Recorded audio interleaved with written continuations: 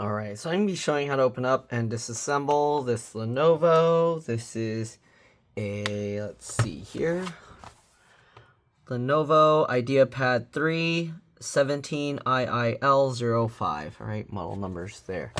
Okay, anyways, let's go ahead and open this thing up. I think it turned itself on when I opened the screen, so I need to make sure to shut it down, but let's get that for a thumbnail. Okay.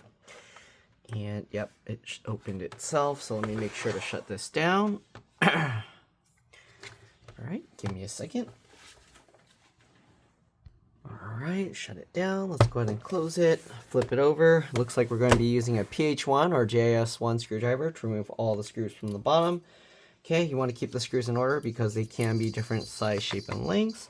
So the way I do that, I put them flat side down like that on my desk in the pattern I remove them. So we got like 4 there, 3 here, and then 4 more down here. Okay, so I'll just put them in that pattern and that way I can know where each screw came from.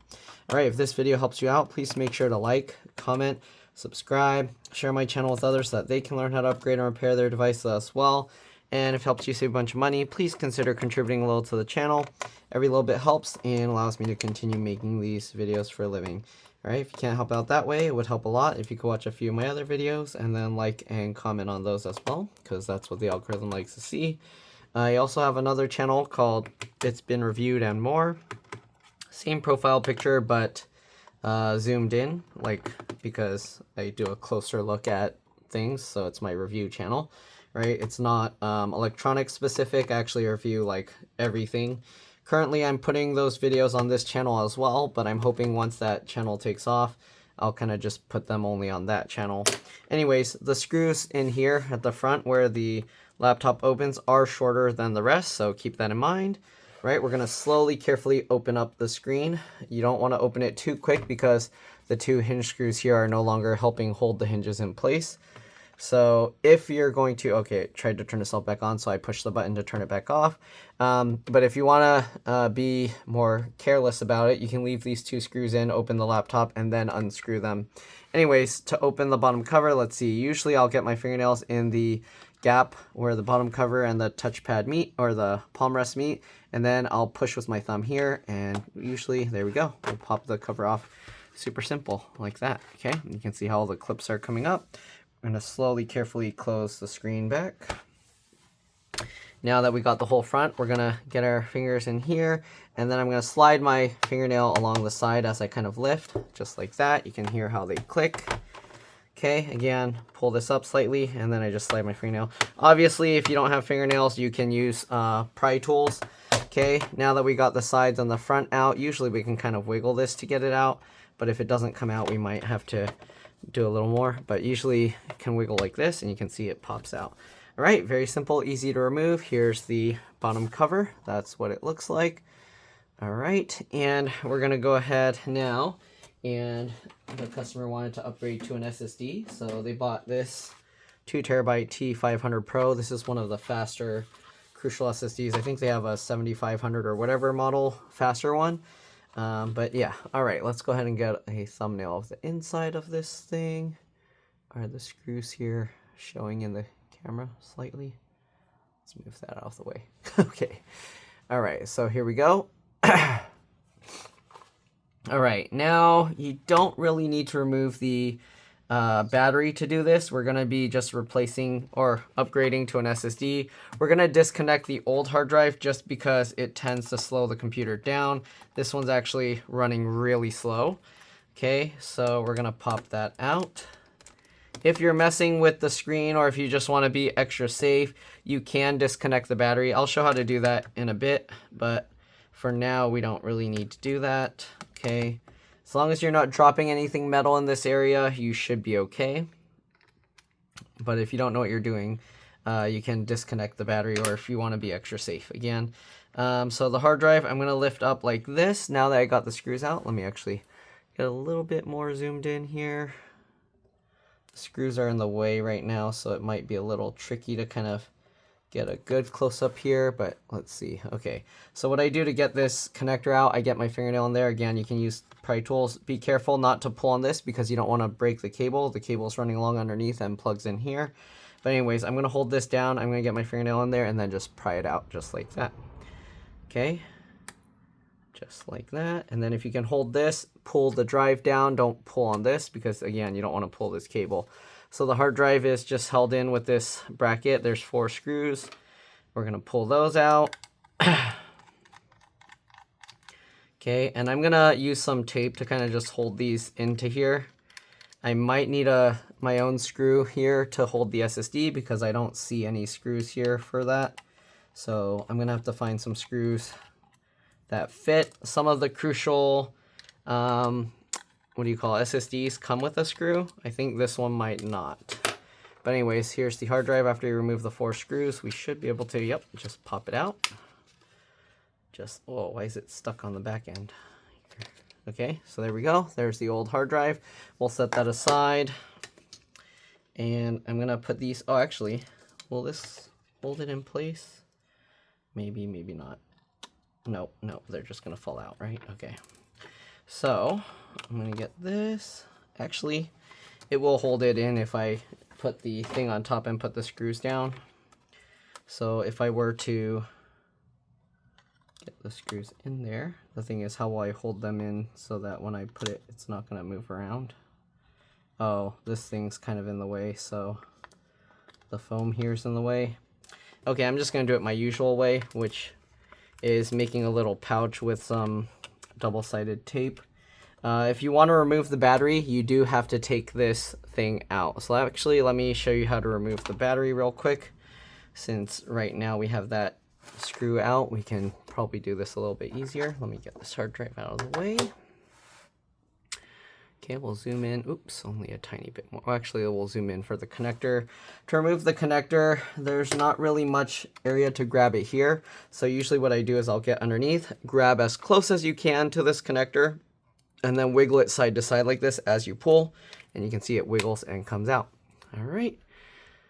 And we'll zoom out here now. And let's go ahead and pop the battery out just so you can see. Okay, there's no screw there. There's one screw here. It looks like there's 4 other screws holding it other than the one that was holding the hard drive. So we'll get the 4 screws out. Again, you don't want to mix the screws up, so keep them in order. They are different size, shape, and lengths. It looks like the screws inside are about the same so far. The ones I removed, the hard drive ones and the battery ones, seem to be about the same. But again, it's always a good idea to put the same screws where you got them. Battery model number is here. L19L3PF4. Okay, so if you need a replacement battery, that's what it looks like. Make sure when you go to plug this back in that you plug it with the right side up. You can see how it has the little notches that stick up. You don't want to plug this side up. So if it gets twisted around, make sure you're not plugging it in wrong. Okay, this one has 1 stick of RAM is soldered to the motherboard, and then the other one's right here. You pull these 2 tabs to the side, it pops up, and then you can pull this out. And this is a 16 gig DDR4 3200. So if you see like PC4 3200, that's the same thing. Okay, there's a CMOS, BIOS, RTC, real-time clock battery, whatever you want to call this. Connectors here, you grab that. Usually I'll use the wings of the connector and wiggle and pull it. This is the keyboard connector. There's a flip latch here. You flip this up and then you can pull that out. Touchpad, trackpad connector here. You have the connector again for the hard drive here. These all have like little flip latches. So flip this side. On the keyboard, it's this side. All right, you got this little connector, which is for, I believe there's a fingerprint reader, fingerprint sensor connector here. Yep, JFP1. Okay, then you got this little flip latch cable running along to the SD card slot. 1 key recovery button. This, you use a little pin, you can press that. It'll let you go to the BIOS, or you can even do the recovery mode to reinstall Windows. There's the 2.5-inch SATA, or sorry, not, what am I talking about? Was it 3.5 millimeter headphone jack? I think that's what it is. Okay, and then you have the speaker here, connector. Grab that, wiggle and pull it back. All right, this speaker is connected here to the other speaker with another wire running along the bottom. Connects to that speaker there. All right, all these other ports are soldered to the board. You got the LCD LVDS connector here. If you're going to mess with this, disconnect the battery, open the laptop, press and hold the power button for at least 15 seconds before you flip this latch. If you pull this up and if you pull it out and it goes slightly crooked, you're going to short these pins, and then you can fry the backlight for the screen. You can fry the screen connector. You can fry, the motherboard connector, so you don't want to do that. Wireless card is here, wireless antennas with the little, you pull from the tails, you lift up and it'll pop out.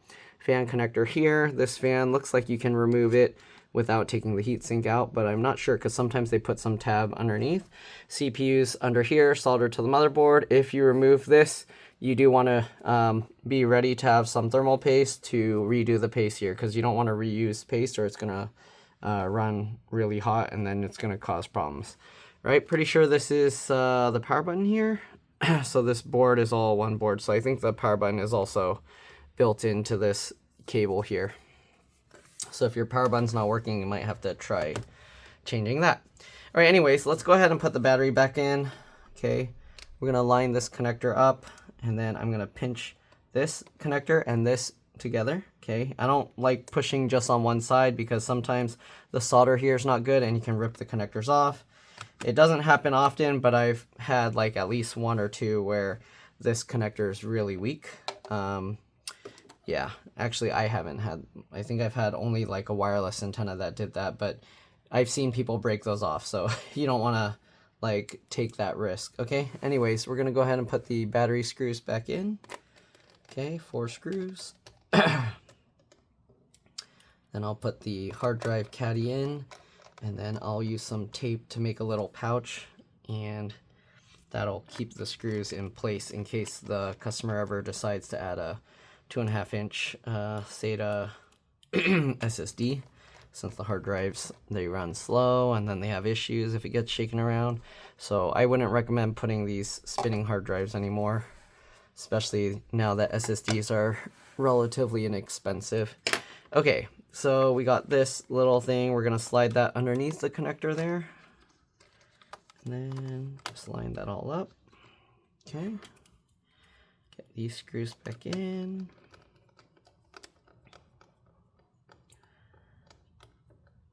Okay, that one, this one.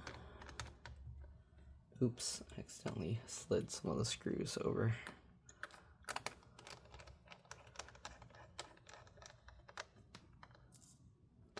Okay, and the last screw here. Okay, now we got to get the screws together, so I'm just going to get some tape, okay, just like this. And what I do is the perforated part, or whatever you call this, the zigzaggy portion, I'm just going to fold over the ends of it a little bit so I can use these kind of as release tabs. That's not going to stick to itself. So just like that, okay? And then the screws, what I'll do is I'll line them up like this, just stick them on.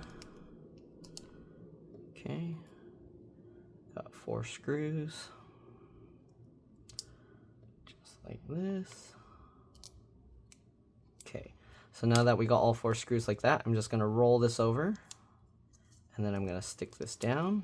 Okay, so now that we have this stuck together, it's basically a pouch, and if you want to open it, you can just peel this apart. Okay, so we got that, and then I left this part exposed, so that way we can go ahead and use that to just tape it down on there, and now you have the screws in a little pouch right there. Okay, next thing we're going to do, we're going to install the SSD. Oops, I should actually zoom in because the SSD goes right here. So M.2 SSD. Let's go ahead and open up the box that it came in. Okay, and hopefully this one has a screw. It does not. Okay, so as you can see, this one didn't come with a screw, it's just the SSD. So we're gonna open this up. We'll grab that, get the SSD in at an angle. Okay, it goes at an angle like this. Again, you can push both sides so that you're not gonna rip the connector off. And then this just goes down. Oh, is it hitting? So these wires are kind of in the way a little bit. So let's see, how are we gonna do this? Does this go under the wireless antennas maybe? Might be easier. Okay, so get the wireless antennas under, again at an angle, pinch that in, and then this drops down, and the screw is gonna just hold right here. It's a little strange because, I don't know, there should be a raised mount here because pushing this down, it's kind of going at a weird angle, like downwards. Kind of strange. Let's see, this does not look like it uses the standard screw. Does it use a regular hard drive screw? Let's see. no, hard drive screw is too big. I think it uses the same kind of screw that the case uses, but you want to use a short one. So let's see. Okay, I have a small case screw here. And yeah, this uses like a case screw. And I don't know if I should tighten it too much because it's like making it slope downwards. That's strange. I wonder if this came with a thing in the box. Sometimes they'll come with a thing in the box that's designed for letting you mount this better. Like it has a little riser or something. Or maybe they did that so you can use different size SSDs and it won't like cause any issues. I don't know. That's strange. Okay, anyways, we're gonna go ahead again, push this back in. And then I'm gonna use a little thread locker here just so it doesn't come up on its own. Okay, so I'm gonna use some red thread locker here. We're just gonna use a little bit. Okay, just to get it on the screw. All right. And we're just gonna line this up. I'm gonna tighten this, but not too hard because I don't want it to smush it down. But if you're gonna put this, you probably want a little thread locker just so the screw won't come loose and then the thing will pop out on its own, or it will, if it pops up, then it's not gonna be connected anymore and then it's not gonna work. Anyways, we got the SSD in, okay? So now all that's left to do is to get the cover on. I think we reconnected everything, right? Yep. Okay, so we're gonna go ahead and get the cover back on. We're gonna go ahead and push this side down first, work our way all around, and then get all the screws back in. And that's pretty much it. Hopefully this video helped you guys out. If it did, please make sure to like, comment, subscribe, and share my channel with others so that they can learn how to upgrade and repair their devices as well. And if it helped you save a bunch of money, please consider contributing a little to the channel. Every little bit helps and allows me to continue making these videos for a living. Alright, if you can't help out that way, again, it would help a lot if you could watch a few of my other videos and then like and comment on those as well, because that's what the algorithm likes to see. I also have another channel, again, called It's Been Reviewed and More. Same profile picture, but zoomed in on it. Basically, I just put all my review videos on there. I'm currently putting them on this channel as well, but hopefully once I get that channel like big enough, then I'll start just posting them on there. Also, what was I gonna say? Oh yeah, I am going to show how to get the Windows install going on here. So if you want to see how to do that, you're welcome to stay for that. We'll most likely have to use the one key recovery key. Sometimes you can press F12 on Lenovo laptops to get to the the temporary boot device. So we'll see. It depends. It varies from model to model. But yeah, all right. So let's go ahead and get all these screws in. And then we'll see if we can get the Windows installation going. Sometimes Windows 11 and Windows 10 are picky with M.2 SSDs, and we might have to disable Intel VMD or something like that to see the internal M.2 SSD, but we'll find out, okay? So now that we got that, we're gonna open this up. I'm going to go ahead and plug in this USB with Windows 11 on it. We'll power this up. Okay, it didn't turn itself on. That's interesting. That might be because we disconnected the battery. Okay, it's powering on. It might auto boot since there's no, yep, it auto booted to that. Oops, I don't want the Windows 10 one. Let me shut that off. Okay, we want the Windows 11 one. Okay. So let's go ahead and put this in. Again, you can use a small pin or something, folded out paper clip, SIM eject tool on the side. Oh, it's on this side. Okay, so on this side, you can see there's this little hole here. So you can use that and then you can push that little button. If your power button is broken, you can use that to turn on the laptop as well. And then you just do normal startup. So it'll give you a menu here.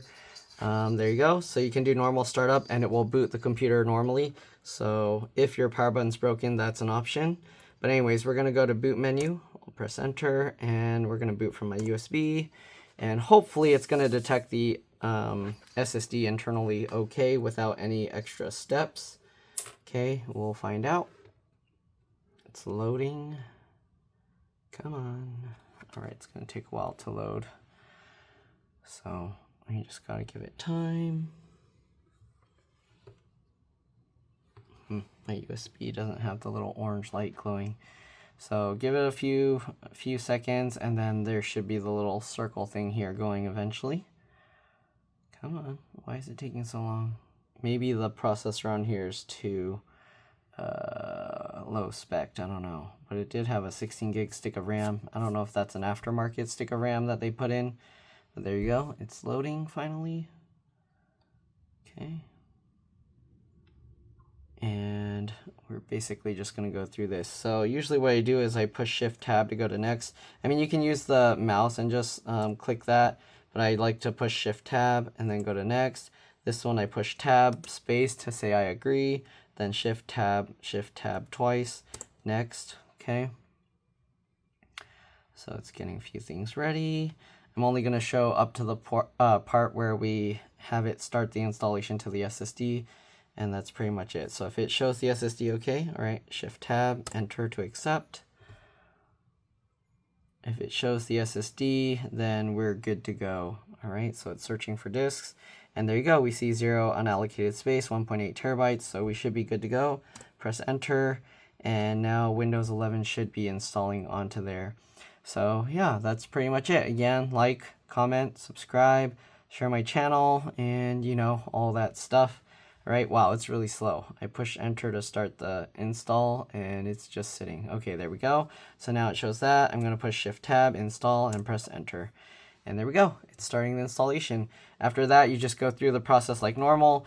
If you don't want to set up a Microsoft account and you want a local account, I do have a video on how to do that. But basically, when it gets to the Windows startup portion where it starts telling you to click next and accept and all of that stuff, press Shift F10 to open up a command prompt, click into there, and then you would type OOBE, and then I believe it was / bypass NRO, and that bypasses the network like check or something. Once you do that, when it gets to like the plug in your network and stuff or wireless, don't sign into your wireless, just click I don't have internet, and then it will let you set up a local account. Don't put a password for the start because otherwise it's going to ask you to create like 3 security questions and things as well. If you don't want to do that, then create the account without a password, and then you can create the password afterwards, and it won't ask you to do that. But anyways, that's pretty much it. Again, thanks for watching, and I'll see you all in the next one. All right, let's drop this. Bye.